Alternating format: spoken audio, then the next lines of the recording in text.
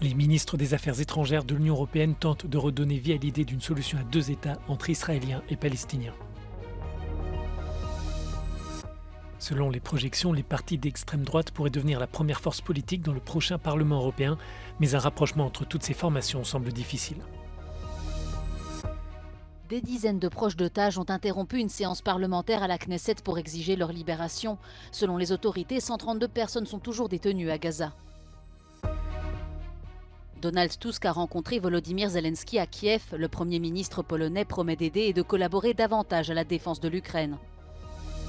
À partir du 22 janvier et pour une durée de 1 mois, la pêche est interdite à certains bateaux. Cette mesure vise à freiner le nombre de cétacés tués accidentellement en mer. Le football à nouveau entaché par le racisme, le gardien Mike Maignan a essuyé des insultes racistes et des cris de singe lors d'un match en Italie. Les ministres des Affaires étrangères de l'Union européenne sont réunis lundi à Bruxelles pour essayer de redonner vie à l'idée d'une solution à deux États entre Israéliens et Palestiniens.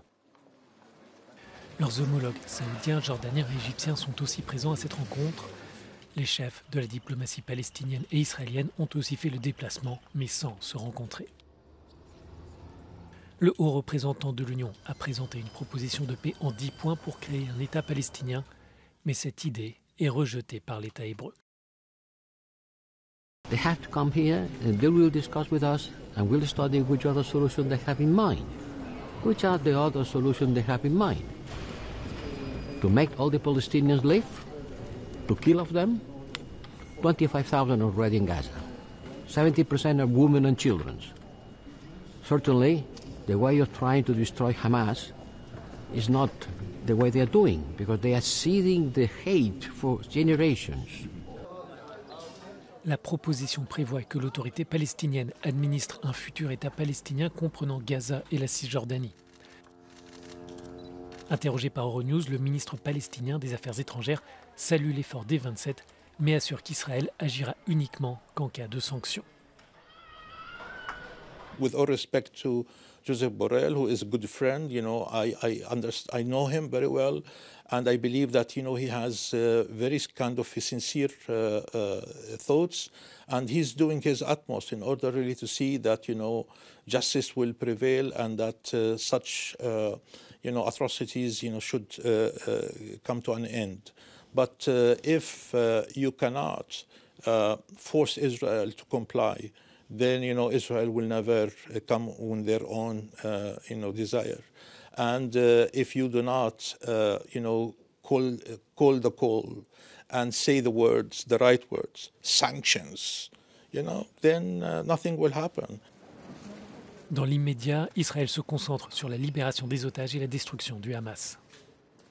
Our brave soldiers are fighting in very hard conditions for those two aims: to bring back our hostages and restore security for the citizens of Israel. Si les 27 sont divisés sur la demande d'un cessez-le-feu au Proche-Orient, un consensus se dégage sur une solution à deux États.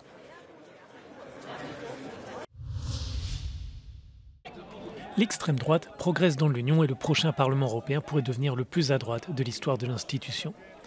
Selon les dernières projections, si les partis nationalistes parvenaient à se réunir, ils formeraient alors la première force politique dans l'hémicycle. Les populistes sont actuellement partagés en deux groupes, les conservateurs et réformistes européens, qui rassemblent Frères d'Italie au pouvoir à Rome, les Espagnols de Vox et le Parti droit et justice polonais. L'autre formation, Identité Démocratie, comprend le Rassemblement national en France, les Allemands d'Alternative für Deutschland et les Italiens de la Ligue. Toutefois, un rapprochement semble peu probable. Non c'è questa possibilità perché comunque sono due gruppi differenti che hanno specificità politiche diverse. Quello che ho l'onore di presiedere viene da una tradizione politica, quella conservatrice, che ha radici, che ha caratteristiche diverse da quelle di ID. En revanche, il sera possible de voir des partis passer d'un groupe à l'autre. Autre point important, il faudra observer comment les formations populistes non affiliées vont se positionner comme le Fidesz du Premier ministre hongrois Viktor Orbán. L'extrême droite essaie déjà d'attirer ce courant.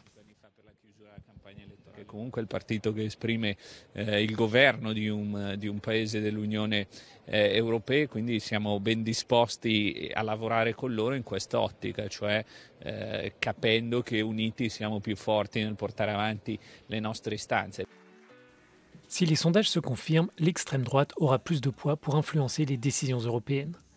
Mais selon certains analystes, cela pourrait aussi les pousser à assouplir leur position et leur discours souverainiste.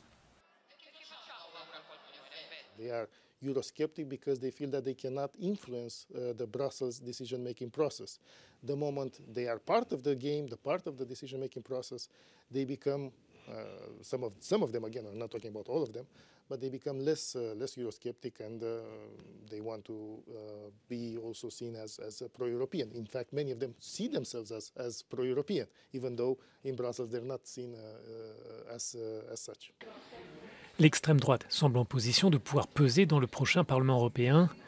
L'un des enjeux sera de voir si ces formations sont prêtes à former des alliances politiques afin de pouvoir tirer davantage de ficelles.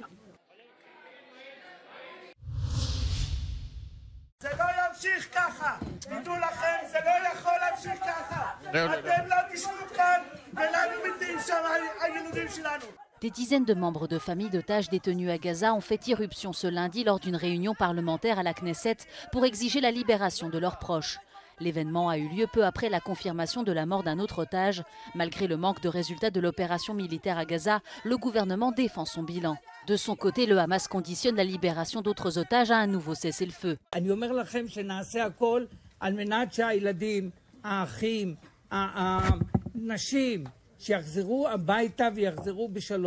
Dans le sud d'Israël, les familles des victimes de l'attaque du 7 octobre espèrent redonner vie au lieu du massacre en plantant des arbres. Selon les autorités israéliennes, 364 personnes ont été tuées et 40 autres prises en otage sur ce site qui accueillait ce jour-là un festival de musique électronique. Selon les autorités israéliennes, 132 personnes sont toujours détenues à Gaza.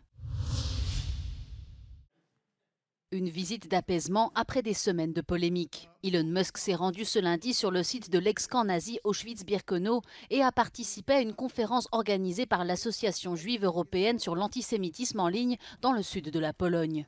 Une initiative prise après plusieurs semaines de polémiques sur les réseaux sociaux où les utilisateurs accusaient le patron de Tesla de relayer des propos relevant de la sphère complotiste et antisémite. Plusieurs chefs religieux juifs ont alors invité le milliardaire sud-africain à visiter les camps d'extermination pour voir de ses propres yeux les horreurs de l'Holocauste. Le Premier ministre polonais est arrivé ce lundi à Kiev pour s'entretenir avec Volodymyr Zelensky sur la façon dont la Pologne peut soutenir l'Ukraine face à la Russie et calmer les tensions autour des exportations des céréales ukrainiennes. Il s'agit du premier déplacement du nouveau chef de gouvernement polonais dans le pays assiégé, une occasion pour Donald Tusk de rappeler le soutien de Varsovie à Kiev. Będziemy inwestować w firmy w Polsce i w Ukrainie, które będą produkowały, działały na rzecz zwiększenia naszych możliwości obronnych i Ukrainy, i Polski, i całej Europy. I będzie to także bardzo opłacalne biznesowo przedsięwzięcie dla obu stron. Après la réunion, Donald Tusk a rendu hommage aux soldats ukrainiens et assisté aux célébrations de la journée de l'unité qui marque l'indépendance du pays de son voisin russe. La Pologne est l'un des alliés européens les plus fidèles de l'Ukraine. Varsovie a ouvert ses frontières aux réfugiés ukrainiens et fournit aide militaire et humanitaire dès le début de la guerre. À partir du 22 janvier, et pour une durée de 1 mois, le gouvernement français interdit la pêche à certains bateaux dans le golfe de Gascogne. Il s'agit de navires mesurant 8 mètres ou plus. Cette mesure vise à freiner la mort de cétacés. Selon les autorités françaises, entre 5 000 et 10 000 dauphins sont tués accidentellement. Malgré la mise en place de mesures pour indemniser les pêcheurs, l'inquiétude reste vive. C'est notre dernier jour avec un peu de volume, du poisson qu'on ne va plus voir pendant 1 mois, alors qu'on est en pleine saison, le bar, la sole. On nous parle de souveraineté alimentaire. Qu'est-ce qui va se passer? On va tous se tourner vers l'import. Il n'y a pas que la criée, il y a tout ce qui est transporteur, les marailleurs avant ça, les poissonniers. On n'a pas pensé à nous. C'est-à-dire que la loi s'est votée en 2-2 sans penser à ce qui allait se passer derrière pour nous.